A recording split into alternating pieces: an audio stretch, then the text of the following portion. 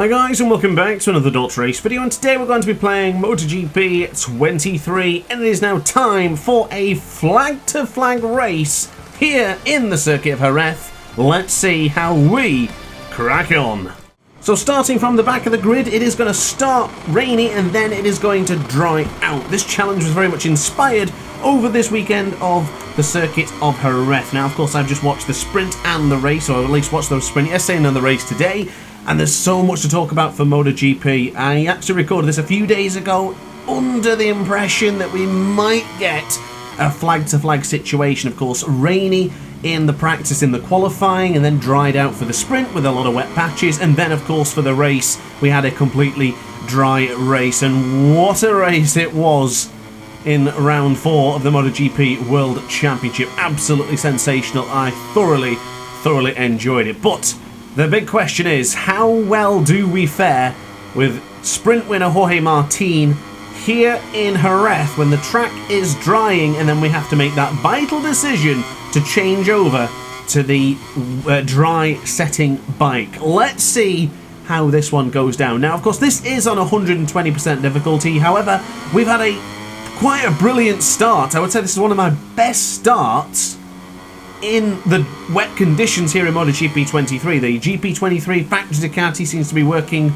pretty well in the wet conditions here in Jerez, but usually the AI do tend to struggle a little bit in the wet on the first lap, and then they start going quite crazy. So we'll see how this one transpires. Brad Binder's getting really messy with me going into Pelliquí. He's had his moments this weekend of messy moments, of course, going up the inside of Pecco and Bezzecchi into turn 1 at the sprint yesterday caused a huge crash for Pecco, which bit of a racing incident, a little bit cheeky from Binder to go up the inside as we get pushed off into the curb. Would like to get my revenge on Binder going into that corner there, into the Lorenzo corner. Of course, getting us caught onto the apex of Ferrari there certainly lost us time, so maybe up on the inside into turn 1 to get revenge on the South African. Of course, difficult to say yesterday if it was a particularly aggressive lunge or it was a very ambitious lunge from Brad Binder, but unfortunately, of course, it did result in Pecco and Bezzecchi colliding together. I think when there's two riders together so close, you've got to leave a bit of space, but for Brad Binder, no penalty given, which I think is the right decision. It was just an unfortunate error, you know, to go for that lunge on the inside. I think the only difficult part was that he was on the curb, and the curb is not really a place you should be overtaking on. But enough about that, because I don't want to harp on about a negative. I want to talk more about the positives of MotoGP this weekend in the Premier Class. We were spoiled with 3 pretty good races this weekend. In the sprint, make that a 4th terrific race. Shame about all the crashes, but with damp patches on the circuit, it does happen. No matter how experienced a rider is, there's certain wet patches on the track that you can't quite see until you get there and realise, uh-oh, the bike's gone. So I think, unfortunately for Marquez, crashing into turn 9 wasn't ideal in the sprint, but with a lot of riders crashing into turn 5 and a lot of other places, and now me getting taken out there by Augusto Fernandez as he hits our rear tyre, sensors into the floor. That's my chance of fighting with the riders ahead. Now, talking about Jerez is going to have to wait here because that's not exactly what I wanted to do. I was hoping to stay with them as long as possible until the heavens stop pouring and we finally get some dry lines on the circuit. That's done me no favours. We're down to 20th now with Alex Rins pushing us from the rear. We're 9.5 seconds behind race winner, Portuguese man, number 88, Miguel Oliveira. 9.4 seconds. A race leader is pulling away quite a few tenths on us now since we got sent to the distance in turn 9. And coincidentally, the exact same spot that Marquez crashed at in the sprint yesterday. Now, getting back to the conversation, of course, the sprint was very dramatic. A lot of crashes, riders making errors, mistakes going into turn 5. Difficult weekend for a lot of riders. Jack Miller, of course, didn't have the best of weekends. Acosta's sprint was excellent, but didn't quite go so well in the race today. We had a conversation in the Discord just yesterday about how Pedro Acosta somehow always keeps out of trouble. Unfortunately, that seems to have come to a conclusion. Down to 17th in the first lap of the Jerez GP today. And then trying to fight his way back up all the way to 10th place, which is a good recovery. But not what we've come to expect from Pedro Acosta. Now, I will have to say, it's not quite the best start in history. I thought he would be well up there. I mean, people even thought about a victory this weekend. I, for one, thought he'd be on the podium for the actual main race as well, but it just didn't work out for young Pedro Acosta Sanchez. As we now go to the right-hand side, I feel like I'm actually catching up to Alex Rins here, so maybe I'm not that bad in the wet conditions on 120% difficulty here in Jerez. I'll keep on pushing and just see what happens. I'm not going to use power setting 3 in the wet. I don't feel confident with that combination, so I'm going to leave it as power setting 2, and we'll just try and balance it out now as we pursue a certain Cota winner from last season, Alex Rins, the number 42. Now, of course, still lots to discuss here about MotoGP, and I think I'm going to have to discuss the main thing about MotoGP today, and I think the elephant in the room is certainly the rider I chose to race here today. Now, my predictions in MotoGP so far this season haven't been too bad.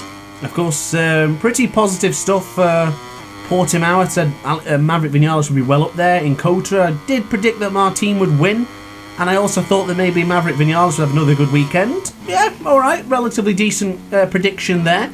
And of course, I predicted that Pecco would bounce back in stunning fashion here in Jerez to win the Spanish GP, which did come to fruition, and of course Pecco Bagnaia did take the victory here today. Now, regarding the actual elephant in the room, that's Jorge Martin, I thought he was going to break away from the pack and possibly win the race here in Jerez. I thought there'd be another twist in the tail. I didn't really think that Martin would just get away from Pecco. I didn't think Pecco was going to allow him to do that. But to see Pecco put so much pressure on Martin and to really just sit there and follow him every time Martin went quicker, Pecco was quicker as well. If they went slowly off the pace, Pecco stayed with him, really pressurising Martin. But I don't feel that Martin crashed via the pressure. I think that was just simply probably one of the greasy spots on the circuit. It looked to me that the front went really quickly as well without warning. The second he hit the brakes, he was calm, collected going into the corner, bang. It didn't really look like Martin's error completely. I think there was certainly something on the circuit there, or maybe something wrong with the bike, because it just dropped. I know Pecco said in the race aftermath meeting, he said that Martin went onto the brakes too hard, but I don't think a man of Martin's calibre just hits the brake too hard, to be honest. I think there was certainly something to it with that, but at the time of recording that, I haven't heard anything from Martin's side of the garage, so I would like to hear some more before I make any assumptions, but giving benefit of the doubt to one of the greatest riders in MotoGP today, I would have to assume that Martin did not make the full mistake. I think, of course, he is to blame for part of it, but I think there's certain greasiness on the circuit, or there may be just something wrong with the bike. It just seems strange that he seemed to just drop into the Pedrosa corner, but since we're approaching the Pedrosa corner, we are going to have to talk about that absolutely stunning overtake from Pecco Bagnaia. Seeing him charge down from turn 5 to turn 6 at a ridiculous speed, hard on the brakes, round the outside of the 8-times world champion and Marco Bezzecchi. Terrific. I do believe Marc Marquez was included in that particular overtake, if I'm not mistaken, but he was absolutely sensational going around those two riders there with Pecco. It was brilliant. Overtake of the season, no doubt. Just a shame it wasn't for the lead. I think it would have even been that bit more spectacular if it was for the Grand Prix lead. So yeah, really tremendous exciting stuff from Pecco. Awesome on the television and on the helicopter camera. I was screaming. It was awesome. Absolutely amazing overtake. But Pecco Bagnaia victory did not come easy for the number one.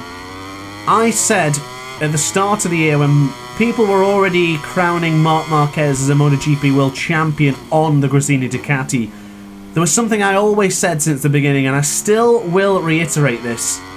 Marquez going to the Ducati has proven how damn good the Ducati team riders are. You look at Pecco Bagnaia, amazing. That's the second time they've had a good old fight, Pecco Bagnaia and Marquez, and Pecco's come out on top.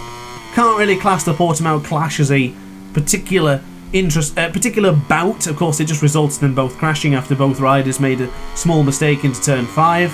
And then we have Aragon 2021, where Pecco went toe-to-toe with the 8-times world champion and I can't think of the word I wanted to use. Dispossessed Marc Marquez of the lead in that Grand Prix numerous times. Kept resisting the pressure against Marquez and came out on top. And of course, similarly enough, today in the Jerez GP.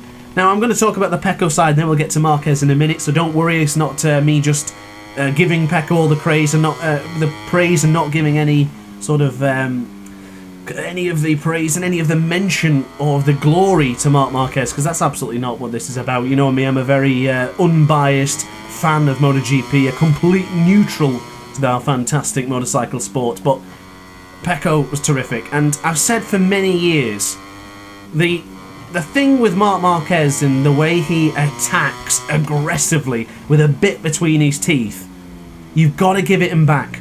And it seems in the past, riders don't tend to give it him back. He would force Danny Pedrosa off the racing line many times when they were teammates. Pedrosa wouldn't fight back. He'd give it to Lorenzo. Lorenzo would give him a bit of space, and Lorenzo would come back. And then Lorenzo could fight back, going into the likes of Luffield in Silverstone in 2013. As the years have progressed, it doesn't seem that people fight Marquez back. They don't give him the same aggression that he gives them.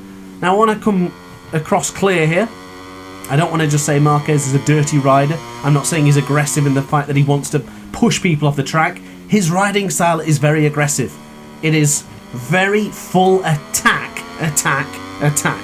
That is Marquez's style, and that is why he's an 8-times MotoGP world champion, or a 6-time MotoGP world champion with 2 championships coming in the lower classes. So he's an 8-times champion, but 6 times MotoGP. So yeah, pretty much that is the Marquez style. And every time I see a battle with like Dovi in the past, Dovi would always go for the outsmarting technique. Let Marquez attack, let him be aggressive, and I'll fight back in the inside. Maybe let Marquez make the mistake and they'll go back as well. Andrea Iannone was a great example of the opposite, where he would see Marquez and just go red. He would just launch it into the side of Marc Marquez, and the battles between the two aggressive riders was terrific. But and Paul Espargaro as well, 2013, both had that sort of aggression against Marc Marquez. But cleverly today from Pecco Bagnaia, he demonstrated both sides on how to dethrone and beat Marc Marquez from the top step of the podium. Prime example, giving him back. Going into Peloquis, the opportunity there for Marquez to break away is happening now into Peloquis for turn 10. Pecco can't allow that, so he's got to go for the lunge inside. Of course it was risky, of course it was close. Rubber Michelin tyres on the side of Marc Marquez's Grassini leathers. Not particularly clean, aggressive from both riders, but I would say it's within the laws of racing that both riders stayed on. Brilliant fight, amazing overtake to retake the lead. Marquez now knows, okay, I'm going to have to go a little bit more aggressive now then if that's the way you're going to play it. Marquez on the other side will then attack again into Peloquis, into Angel Nieto corner, and then go for the lunge to make that stick to fight in the fastest section of that circuit for Marc Marquez. Now, Pecco Bagnaia. I've heard the term bottle job. Pecco panics, Pecco hasn't got it. He's a 2-time world champion. I still don't know why that narrative is getting thrown around. But he outsmarted Marc Marquez today. In this point in particular, he allowed Marquez to close in to the middle of the track. Into the Martinez Aspar corner, Pecco positions himself in the middle of the circuit here to allow Marquez to go for the lunge at a tighter apex. So he goes into Nieto, tight, runs it wide to the curb for Peloquis. Pecco Bagnaia gets through again. 2 demonstrations of how to tackle Marc Marquez in just 2 laps. Terrific, absolutely thrilling fight. There was so much intelligence on display from both of the riders that it was just a brilliant, brilliant showing. I thoroughly enjoyed it. One of the best races of the season, no doubt. But let's talk about the other side. The man who finished 2nd place, Marc Marquez. What a ride.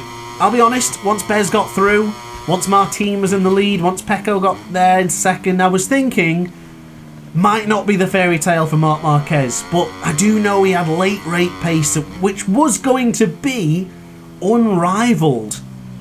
Didn't quite materialise that way for Marc Marquez today, because Pecco Bagnaia somehow found ridiculous fast lap times that were new lap records on lap 23 of 25. How does anyone beat that? I have no idea, but Marc Marquez is just unbelievable. I'll be honest, I've said this season, I've said it before the start of the season, that Marc Marquez is not the same rider as he once was in 2019. Watching Valentino Rossi in those years after his big accidents, coming back towards the latter stage of his season, you could tell that there was something there. He had the skill, he had the talent, the panache, but could he win? And that's the way I'm stuck in the Marquez feeling right now, that he has the talent, he has the speed, he has more than enough will and determination to continue being the best man in MotoGP. And today I think I've seen that again. He's still there. A bit of 2019, but not quite as much Marc Marquez from 2019. But this other era into Marc Marquez's career is a really telling one. I think races like this, where he didn't throw it to the scenery just fighting to get any results, he pushed and pushed to the end. The Ducati was twisting and turning amongst the brakes. Into turn 6 I thought Marquez has gone again. Still on the bike, goes into turn 1, the rear wheel's off the floor, the bike is moving, it's squirming, the GP23 can't hang on any longer, the rear tyre's smoking, and yet Marquez is still going, still pushing, still fighting. That is the mark of a champion. I think that was excellent to see today from Marc Marquez. He was terrific, but outsmarted by Pecco is the only thing that will be on the back of Marc Marquez's mind today. And I think with that motivation, with that speed, with that late race pace, still getting grips of the Ducati, because I don't care who it is. If you've done 10 years on a Repsol Honda bike, and the past 3 years the bike has tried to kill you, you can't just be fast immediately. And he is fast, but he's not Marquez is fast yet. You got to be patient. If you're a fan of the number 93, like the hundreds of thousands, however many there was in Jerez here today, you've got to be patient with Marc. Take this today as a victory. I've seen in the social media comments today, which I'm really disappointed actually, especially on Instagram, the excuses already from Marquez fans. There should be no excuse today. There shouldn't be any point of thinking Marquez, the bike wasn't up to speed, the track conditions weren't very good, or the rear tyre let him down. No. This is a terrific race for Marc Marquez. This is not Marquez from 2019. This is not a man who has to win every single race. It is a different championship. There's sprints, there's races. Points have gone begging in the likes of the sprint to Portimao, the race in Austin, Texas. He can't afford to bin it. He lost points in the sprint yesterday as well, in the lead. This is a different battle and a different championship, and I think people need to stop with the negativity towards Marc Marquez in that regard, or the fans thinking that the world's against him when Marquez doesn't win. I honestly feel that Marquez did the best of his ability today, but he was beaten by the better man. And I'm not saying that because I have any affiliation between Ducati or Bagnaia or Marquez or anyone else. I just feel that people underestimate Pecco Bagnaia every time. He's a 2-time MotoGP World Champion for a reason. And I think Marquez to finish second behind him is nothing to be disappointed about. It really isn't. And I can't believe that there's comments about that, about instant excuses. The big one I've seen was, well, he's on a GP23, what does he expect? He was going to lose anyway. Why? Who says so? Marco Bezzecchi was on the podium, GP23. Alex Marquez not too far behind, GP23. What's the difference? I don't think it's that as big as the people make out it is. They beat the GP24 of Enea Bastianini. I don't think that argument washes for me. But yeah, enough about that anyway for now. I hope you've enjoyed my little bit of synopsis of the MotoGP race. That's just me as a fan. I don't pretend to know anything more than what you guys do at home. I watch the sport, have been doing for the past 10, 15 years. I'm a fanatic. I don't miss anything. Press conferences, interviews, after the flag, sprints, races, qualifying practice, you name it, I'm always there. I love MotoGP. There's no better sport in the world, but I am not perfect and I don't know the answers to everything. So, to be honest, I could be completely wrong about everything I've just said there. And if you think so, or if you just want to talk about it, let me know in the comments section down below, because this track is drying. And to be honest, I thought this would dry a little bit quicker than what it has. So I'm actually getting a little bit nervous for the prospect of winning here today. But to be honest, I just wanted to have a good chat about MotoGP anyway. I recorded this video yesterday just to see how it would go, just in case we got a flag to flag, and my pick would have been Martin for a flag to flag. I'll tell you what, if it was flag to flag, I know I've said that word a lot now in the past couple of sentences, but you have to look at Marc Marquez winning that one. You really do. Now, there's a few things to mention as well before we do continue in this particular Grand Prix. First and foremost, if you enjoyed the video, don't forget to like, comment and subscribe. It certainly helps the channel. And of course, MotoGP 24 just around the corner. I would like to chat to you more about it in those coming days. I'll have my review, I'll have videos, gameplays, tutorials, guides, you name it. So get subscribed if you're looking forward to the 24th installment of the MotoGP game. But I also want to discuss a few other things that I'd spied this weekend within MotoGP. I've got to say, a little bit optimistic, but I do really like Marco Bezzecchi, one of my favourite riders. I'm really happy to see how well he did this weekend. The GP23 in the hands of Bez, Diggio and Alex Marquez haven't gone quite as well as they planned, but I do feel that the adjustment from the GP22 to the GP23 is a little bit more significant than the jump from the GP21 to the 22 or the 20 to 21. I think it's a bit different, to be honest, and I think they're feeling the difference now with a better setup, Marco Bezzecchi being able to brake in a better way. Oh, now the white flag comes out. I was hoping it would come out in the previous lap, but okay, it is what it is. I'm going to lose more time on this particular exchange of lap times then. But as well, Alex Marquez had an excellent sprint yesterday. If he didn't hit that wet patch yesterday, he would have been on the sprint podium.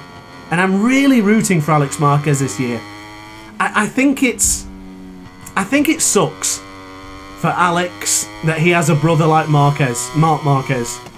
How do you compete when you're a two-time world... Oh my god, look at the front end of this Ducati GP23. Looked like I was going to lose the front there into turn 5. Wouldn't be the first person to do it this weekend, would I?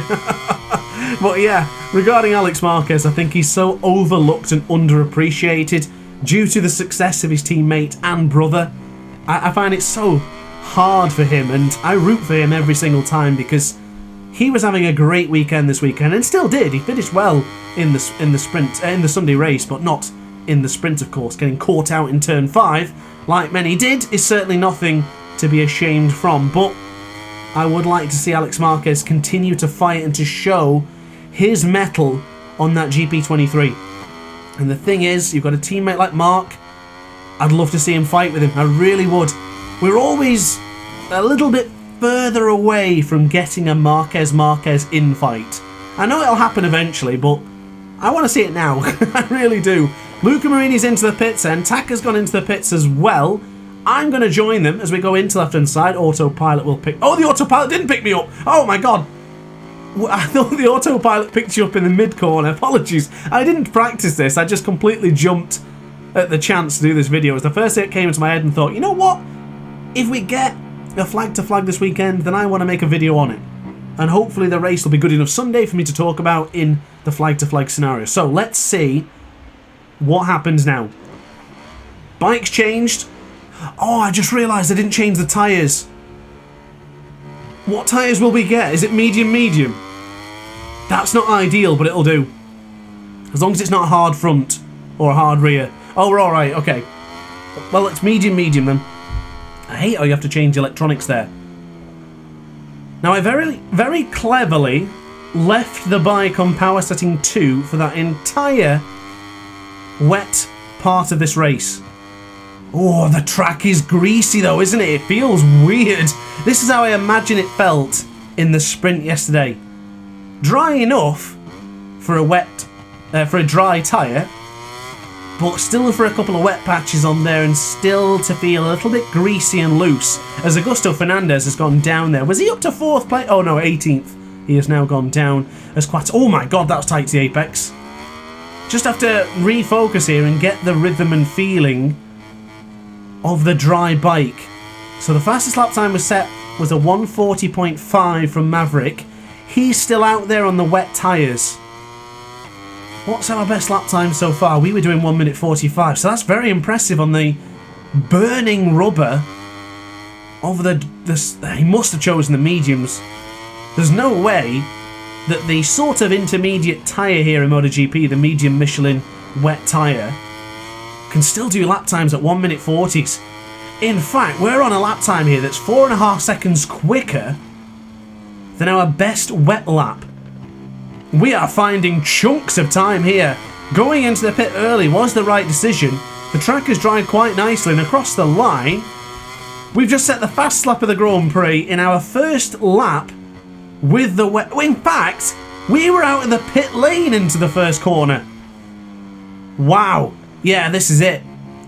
45 seconds behind a ailing Maverick Vinales who is using the wet tyres. 3.2 seconds quicker into this first split.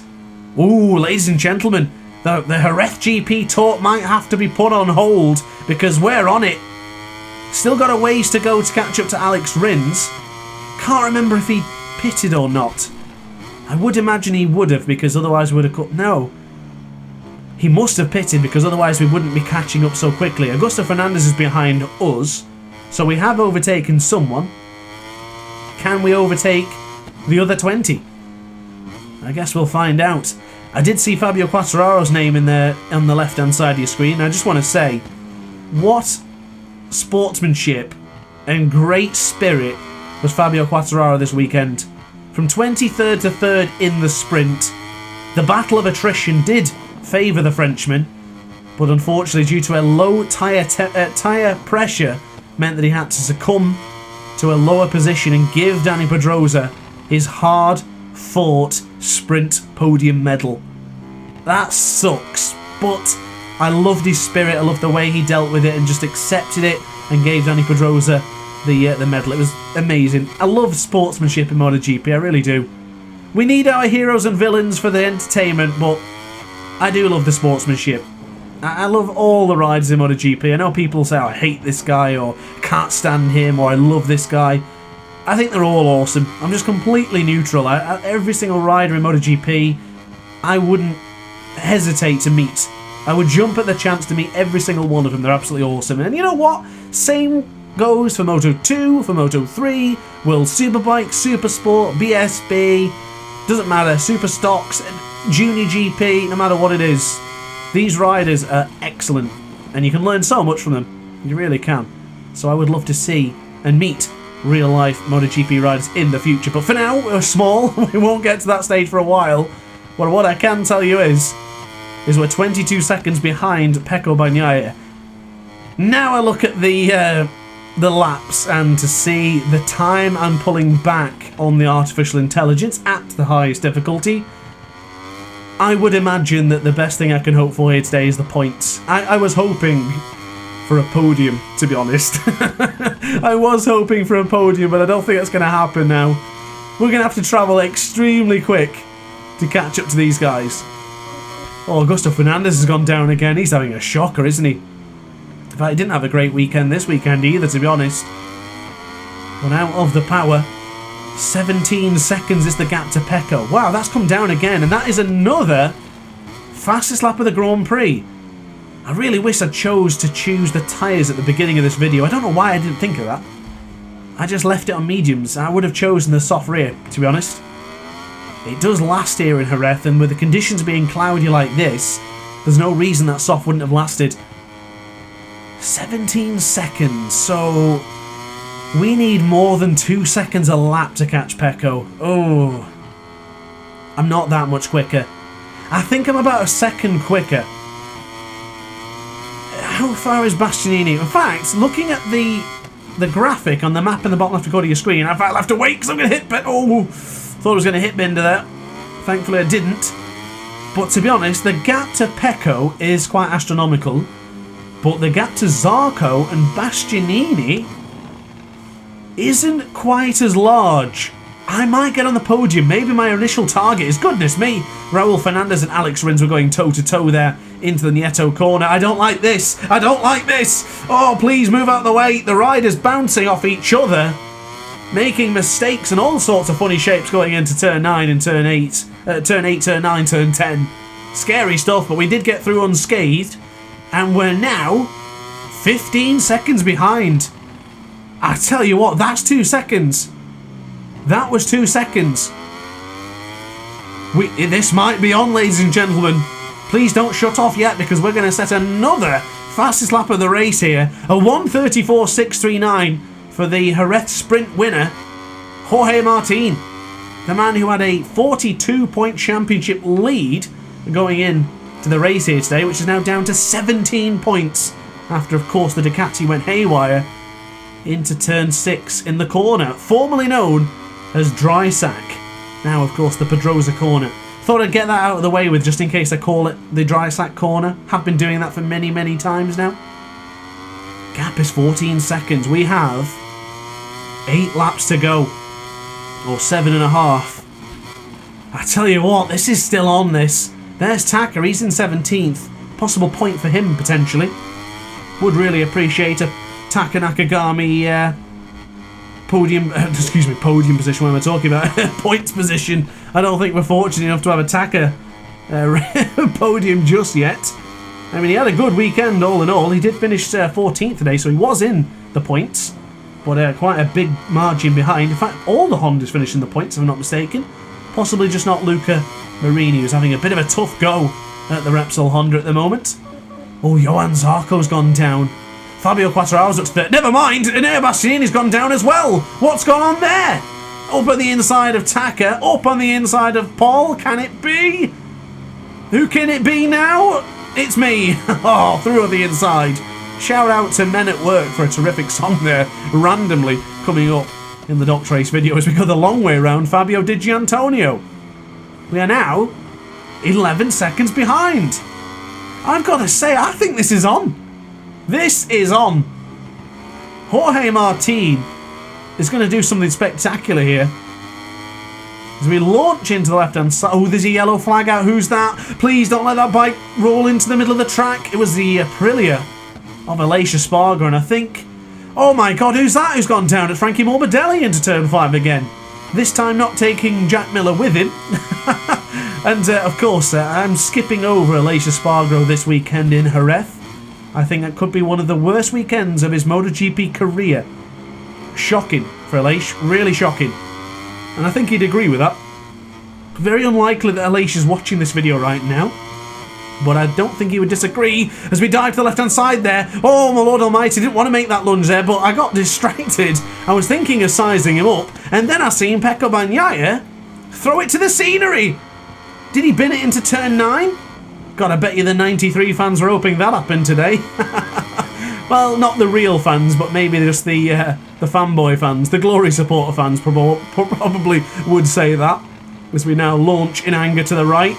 Look at this move, sizing up Johan Zarco, through on one Frenchman. We're sizing up the next. Fabio Quartararo, Joan Mir up to 10th. Nice result for the Spaniard, who did in fact finish in no he didn't, was it 12th? Yeah, I think it was 12th here today as we go up on the inside of not one but two. The buy one get one free overtake into the Expo 92. We are now up to the top 10. 4 seconds is the gap to Pecco Bagnaia. That mistake there from Pecco may have just helped me win this race. Oh, Alex Marquez is slow into there, isn't he? Jesus, the GP22 was really slow there as he goes for his... Oh my goodness! Has he saved that? Oh, I need to get past Alex. He's making me tremendously nervous here. He absolutely sent that up on the inside of Enea Bastianini. Of course it didn't work out. That was asinine. That was madness. Oh, and he almost hit me again. Oh, Lord Almighty, get me away from the riffraff, please. Well, into the left-hander. Enea's still got his wet weather jacket on, of course. A little bit damp here in the start of Jerez. They're not able to get round him. That's costing me time, that is. Gap is 5 seconds to Maverick Vinales now. So in fact, it's not even Pecco who's leading anymore. Is he in the fight I think he's in 4th. Marc Marquez has now got up to 2nd place on the RC213V. We're really keen to see what the Repsol Honda can do. There he is. Of course he's in the lead now. It's Marc Marquez. I don't think there's any better than Marc Marquez. Oh, a bit of a nudge into the man who is fighting for that factory Ducati seat. Yeah, I don't think there's any better in the sport than Marc Marquez in flag-to-flag conditions. Maybe Jack Miller's up there, but you got to say Marquez has got a better track record. We are up to the top 8, and the beauty of this is it doesn't matter if we're at 8th, 7th, 6th, 4th, 3rd or 2nd or 1st. We are in the battle for the win here.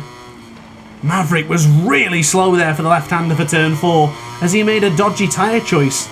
Couldn't quite see, but was that a white band around Maverick's tyre? Surely not. That would be the wet, right? I'd have to see that again, but I don't think it was a wet. Surely not. As we go onto the anchors, I'm looking to see if we have any blue band. In fact, what the hell's happened to Jack Miller there? What happened then? What was he doing then? He was parked up. Has he been lapped? No, of course he hasn't, because he's in this fight.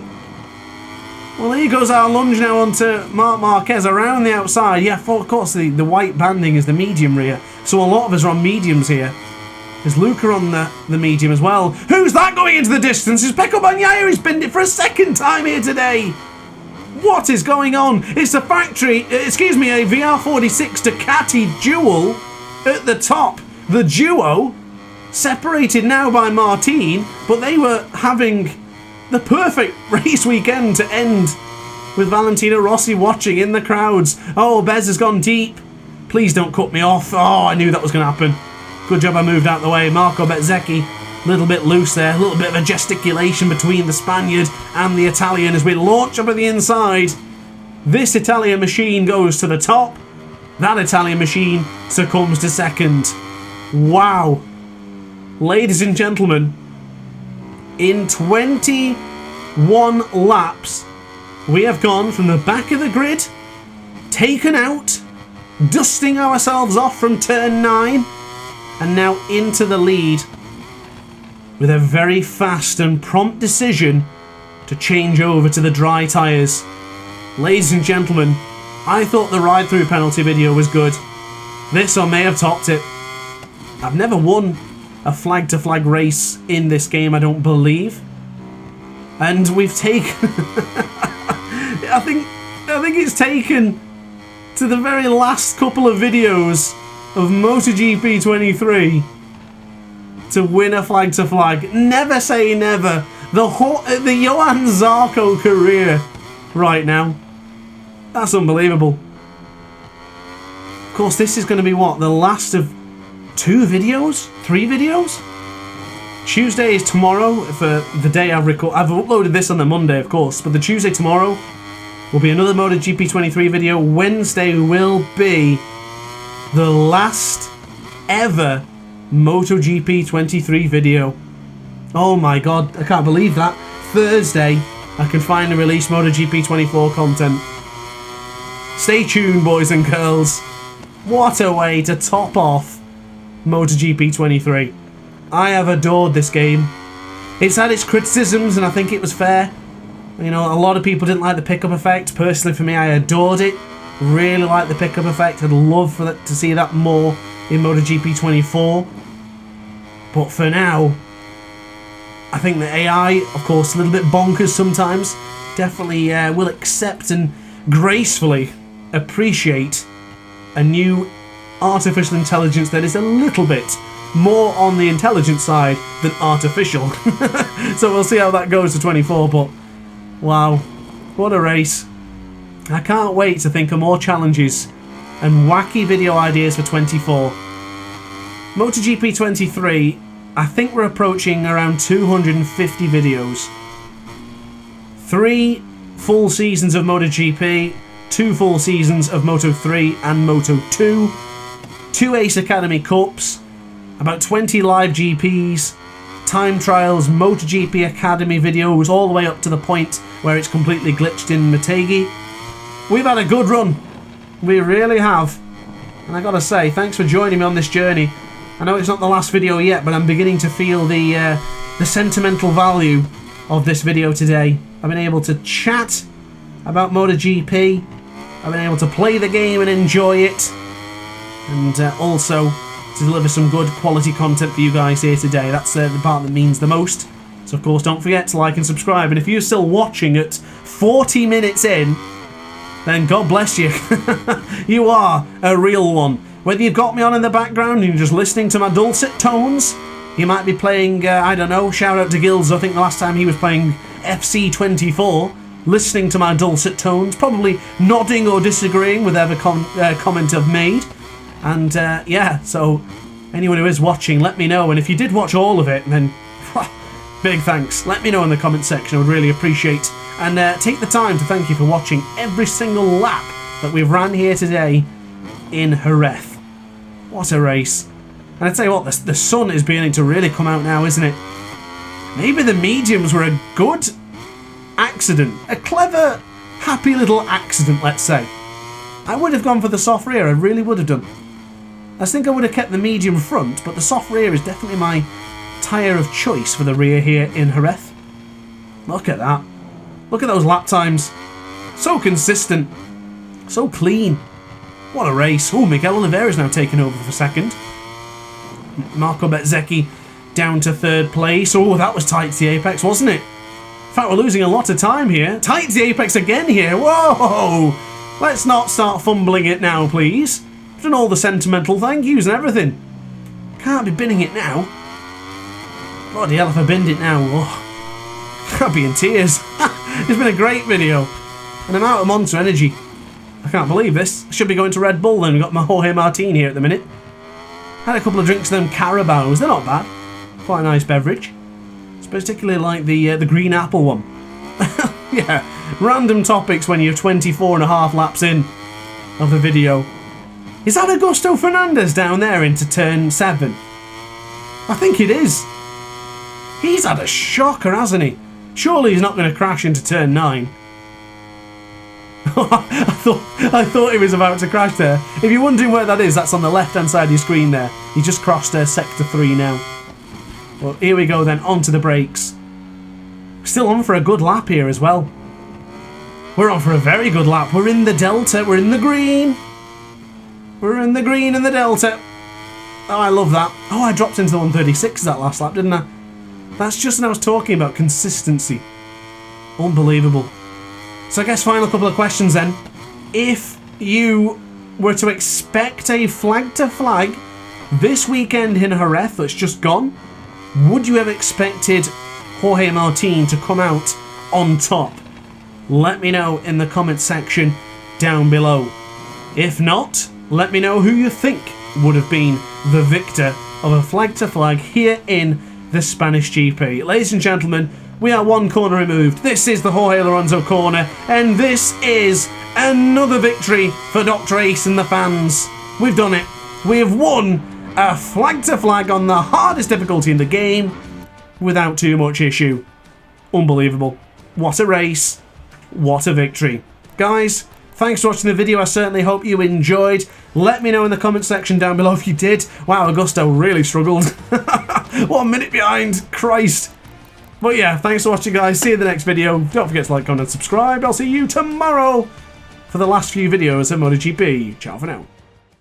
Oh, hi. Didn't quite see you there. Good to see you still here. If this video didn't quite set your appetite, then why not watch some more DrAce content by clicking the video shown on screen now. Furthermore, if you would like to follow me on social media, you can do so now with the links down in the description. Consider subscribing so you don't miss a single DrAce video.